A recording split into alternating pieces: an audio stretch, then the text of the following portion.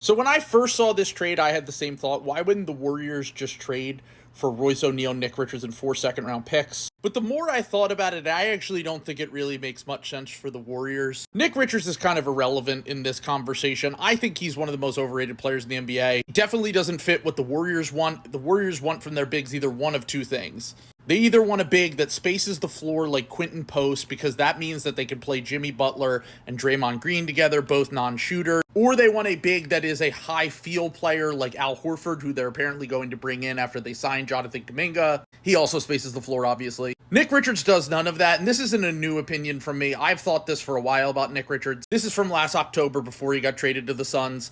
I don't know what people see in him. I think he's an average to below average backup big. I don't really think he would play big minutes for the Warriors. Now, Royce O'Neale is a solid to good player, I would say. Like you said, he's a good shooter. I actually think he's a pretty underrated passer, and he's a solid defender. And the second-round picks would be a nice bonus. But the thing with Royce is that he is just very, very bad in the playoffs. He was benched with the Jazz a few years ago in the playoffs. He didn't really do anything for the Nets and the Suns in the playoffs. And the Warriors have high expectations for themselves going into next year with Jimmy Butler, Steph, and Draymond. Plus, they kind of already have spacers. Like I just said, they're bringing in Al Horford. It sounds like they're going to bring back DeAnthony Melton, Buddy Hield, Moses Moody. They have guys who can space the floor. Quentin Post, who I just talked about. They don't really need any more just spot up three-point shooters. What they need is like the idea of Jonathan Kuminga. A big athletic wing who can defend and rebound and do all this stuff that they don't really have. Unfortunately, it hasn't really worked out for Kuminga in that role so far. But the one thing he at least does provide is rim pressure. Owen Phillips wrote this in his Substack, this article,